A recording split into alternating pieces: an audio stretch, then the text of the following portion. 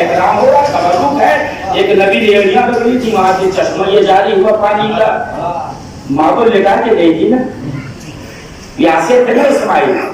آخری بات ہے, بہت نازک سی بات ہے. اور اسماعیل نے ایڑی پکڑی تو چشمہ زمزم جاری ہو گیا. امام نے بھی تو علی اصغر کو لٹایا. ارے حجت خدا کے پسر ہیں, رسول کے نواسے کے بیٹے ہیں. علی اصغر نے ایڑیاں نہیں لگائی.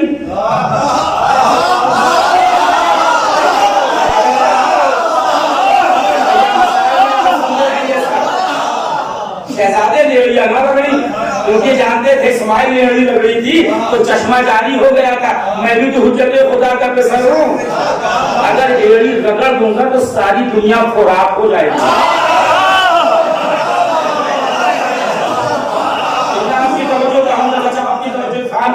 اور مولانا صاحب مولانا راجی صاحب آپ کی توجہ چاہوں گا.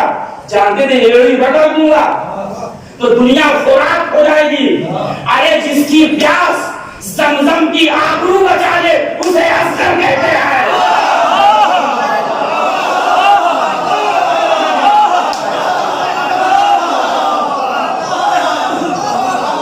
جس کی پیاس آبرو زمزم بچا لے.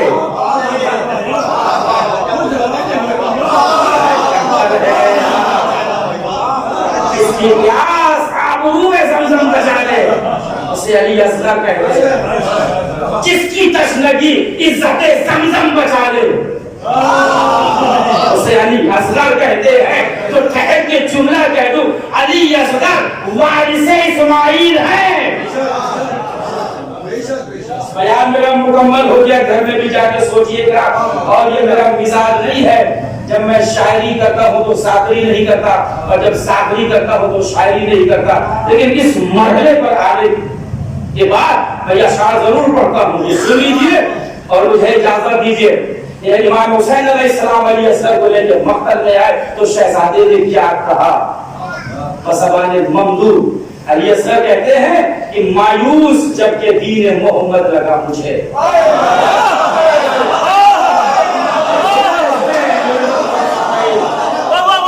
مایوس جب کہ دین محمد لگا مجھے, گردن پہ تیر کھا کے بھی ہنسنا پڑا مجھے. مایوس جب کہ دین محمد لگا مجھے, گردن پہ تیر کھا کے بھی ہنسنا پڑا مجھے. اس کے بعد کہتے ہیں کہ اظہار میری پیاس کا حکم امام تھا. اگر امام نہ کہتے میں اظہار بھی نہ کرتا. اظہار میری پیاس کا حکم امام تھا. اوقات کیا خوراک کی کوثر ملا مجھے.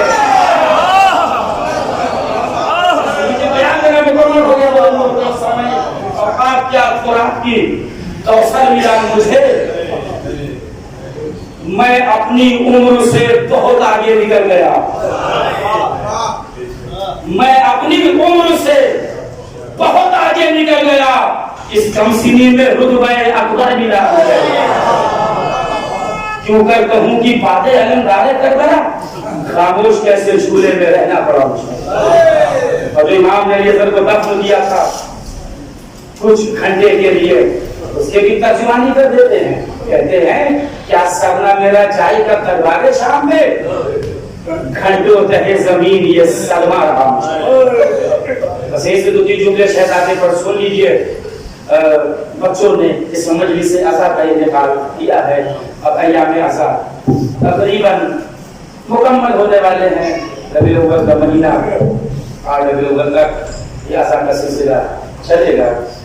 اور عاشقان امام حسین بیٹھے ہوئے ہیں کہ جب امام حسین علی اصغر کو لے کے جا رہے ہیں. تھوڑی دیر میں مسائل پڑھوں گا. تو ماں در خیمہ پہ کھڑی تھی, کہا میرے والد وارث میرے لال دھونے جا رہے ہیں, تھوڑی دیر کے لیے مجھے دے دیجیے. ماں کے حوالے کر دیا بچے کو. ماں خیمے کے اندر جب آئی تو نیا کرتا اصغر پہنے ہوئے تھے, زلفوں کو ماں نے سوار دیا. امام حسین نے سب کو پھیلایا, چاہ علی اصغر کو کوئی گود میں لے لے. علی اصغر نے ماں کا چہرہ دیکھا, ماں بہت مطمئن ہے. میر صاحب نے کہا, میر انیس نے, کہ مادر سے اشارہ کر کے دنیا سے چلے ہم, افسوس کس باغ میں پھولے نہ پھلے ہم، گودی کے 6 مہینے تمہارے ہی پلے ہم، اب تشنا دہن جاتے ہیں توبہ کے تلے ہم، کیوں روتی ہو رونے سے کچھ حاصل نہیں اماں، یہ دارے میں ہم رہنے کے قابل نہیں اماں۔ جزاک اللہ خیرا جزا، اللہ آپ کی آبوں پہ رحمت نازل کرے، آپ کی آوازوں پہ اللہ رحمت نازل کرے۔ پیر حدیث کے نواسے ہیں جناب پیارے صاحب، 2 شعر کہتے ہیں یزد کے حوالے سے۔ پہلا شعر ان کا یہ ہے کہ بنا کے شکل مجاہد تیرے چلے آقا، الٹ دیا علی یزد کی آستینوں کو۔ دوسرا شعر آپ محسوس نہ کر پائیں گے، میری ماں بہنیں وہ محسوس کر لیں گی کہ جن کی گود میں ننھے ننھے بچے ہیں۔ پیارے صاحب کہتے ہیں کہ یہ سمجھ کر لے گئے ہمراہ اصغر کو حسین، قید میں بانوں سے یہ بچہ نہ پالا جائے۔ کیا بتانا چاہتے ہیں پیارے صاحب؟ پیارے صاحب بتانا چاہتے ہیں کہ 6 مہینے کے بچے یا تو جھولے میں رہتے ہیں یا تو ماں کی گود میں رہتے ہیں، شام غریبہ میں جھولا چل جائے گا، ماں کے ہاتھ پسے گردن باندھ دیے جائیں گے، علی اصغر رہیں گے کہاں؟ جزاک اللہ خیر الجزا۔ یہ سارے مناظر نہیں پڑھنے ہیں، بس ایک جملہ مکہ سے سن لیجئے اور ایک جملہ مدینے سے سن لیجئے، اور مجھے اجازت دیجئے۔ منہاج مدینہ آیا تھا اور سید سجاد سے کہنے لگا کہ مختار آپ کے بابا کے قاتلوں سے بدلہ لے رہے ہیں۔ تو امام نے کہا کہ کیا ہرملہ گرفتار ہوا؟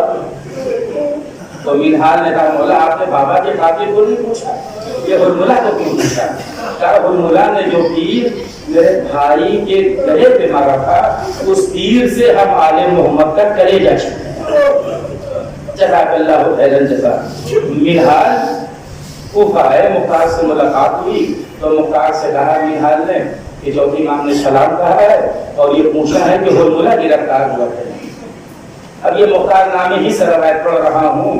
ہاں، ہرملہ جب گرفتار ہوا تو مختار نے پوچھا کہ بتا تجھے کربلا میں کیا ظلم اٹھائے ہیں؟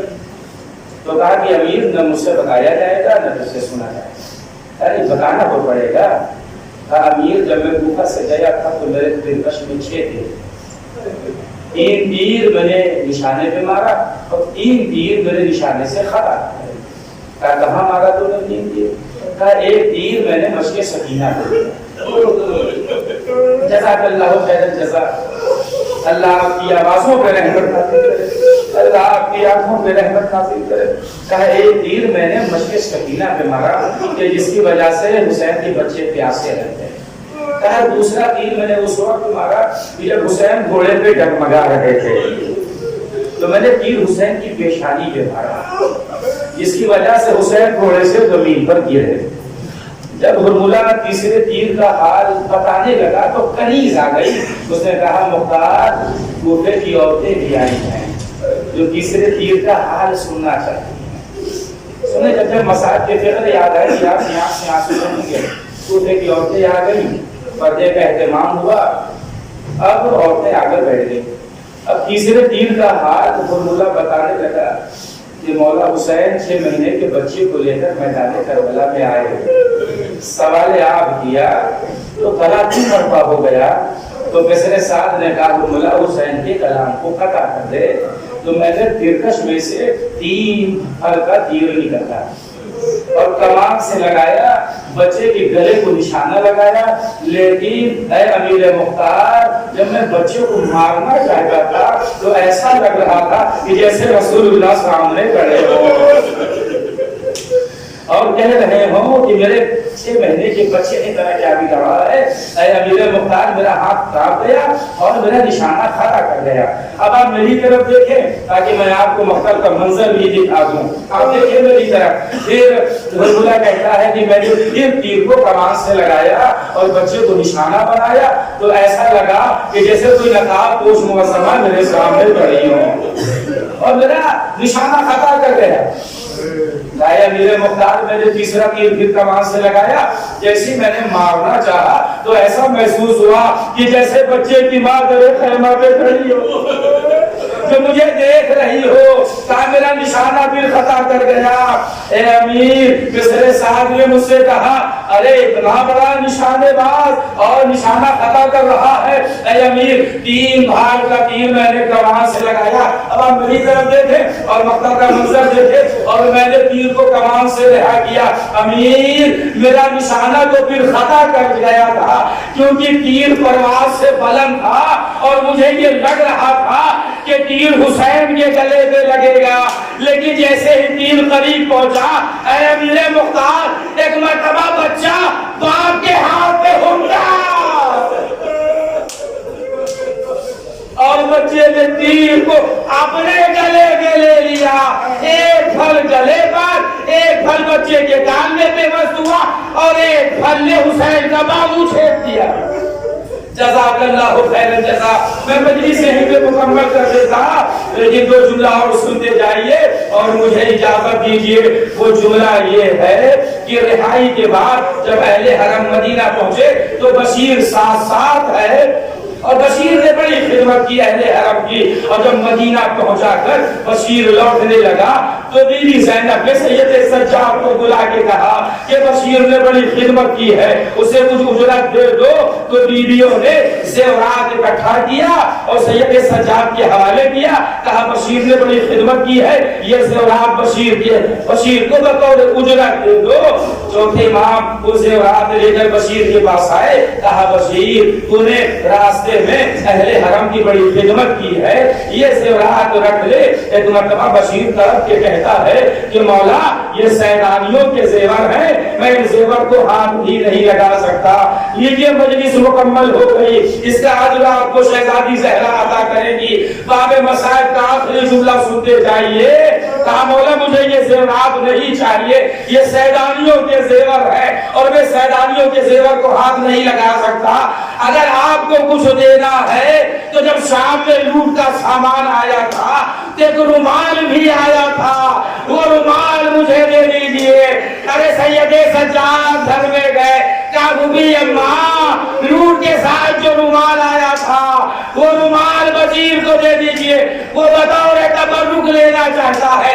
بس رومال لے کر آئے، بشیر کے حوالے کر کے کہا اے بشیر جانتا ہے یہ رومال کیسا ہے؟ جب میرے بابا علی اصغر کو لے کے جا رہے تھے تو عمار اباب نے یہ رومال اصغر کے گلے میں باندھ دیا تھا، اور جب ہرملا نے تیر مارا تو اصغر کے گلے کے ساتھ ساتھ یہ رومال بھی چھن گیا۔ اس پر خون جو لگا ہے میرے بھائی اصغر کا ہے، جا لے جا میرے بھائی اصغر کی نشانی۔ بشیر نے کلیجہ پکڑ لیا، واہ غربتا واہ مصیبتا، انا للہ و انا الیہ راجعون، وسيعلم الذين ظلموا الى منقلب ينقلبون۔ ماتم حسین